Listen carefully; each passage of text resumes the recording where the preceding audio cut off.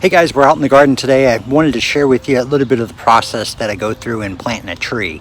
I've already got my hole dug here, and what I wanted to do was kind of show you what I have success with when planting trees. I've got a Hefner's red Japanese maple here that I'm going to be putting in an area here right close to our mailbox that I have planted up.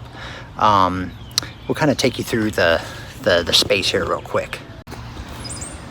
So I've got a few items here from Proven Winners. This is a candy corn spirea that I planted up earlier in the season. They're looking fantastic.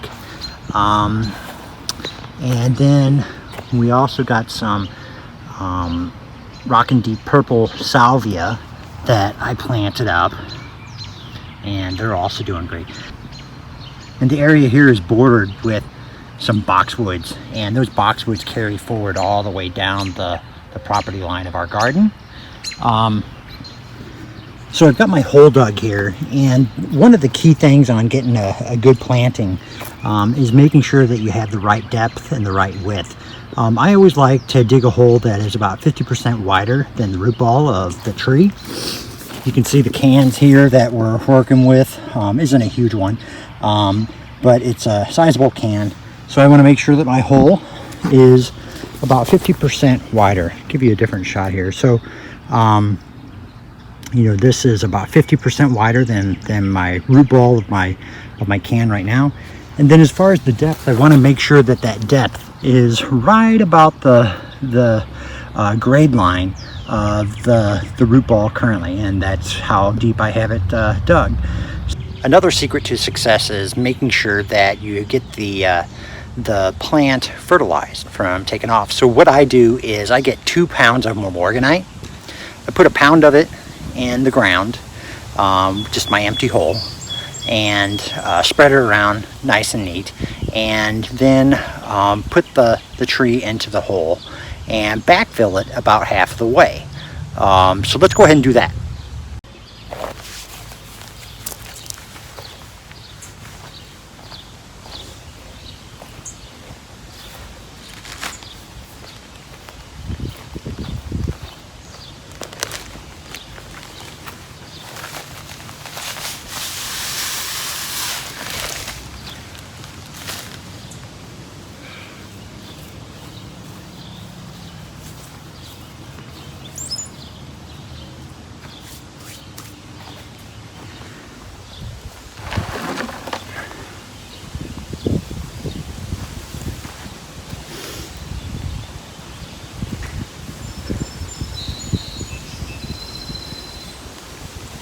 So I got it planted up.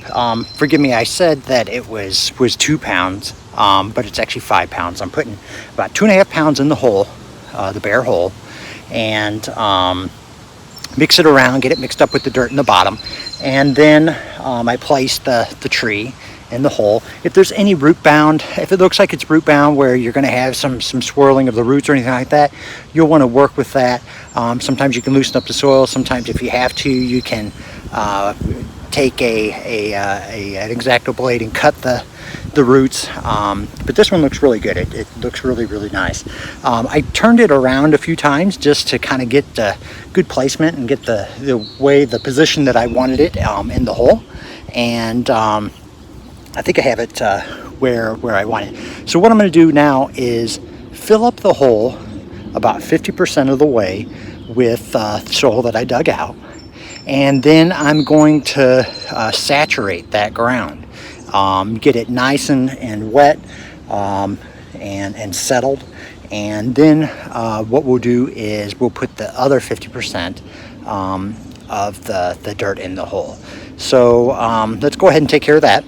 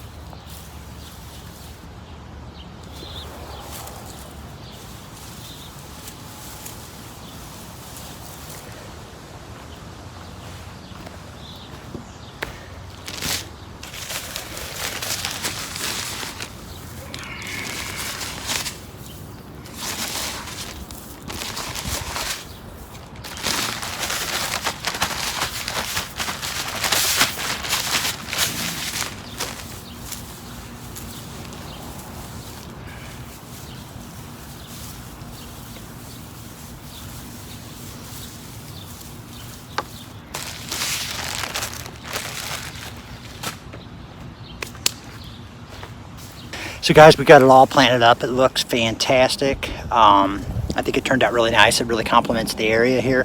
Let's turn around and take a look at it. So here it is. Looks so fantastic in the garden area here in this space. I think I like the color combination of the candy corn spirea with the yellow and gold, along with the dark foliage of the tree. I love the candy corn spirea, the gold and yellow green foliage with the purples and the purples in here, along with the dark foliage of the Japanese maple, which is going to fill in really great. Take another shot of it at a little bit different angle. I don't know, I just love it, guys. It's going to look great. So guys, with that, I'm going to let you go. If you guys have any questions about planting trees or planting this particular tree here, please leave a comment below. Subscribe to the channel and turn on your notifications so that you know when we post new information about the garden or the lawn. Until next time, guys, we'll talk to you later. Bye-bye.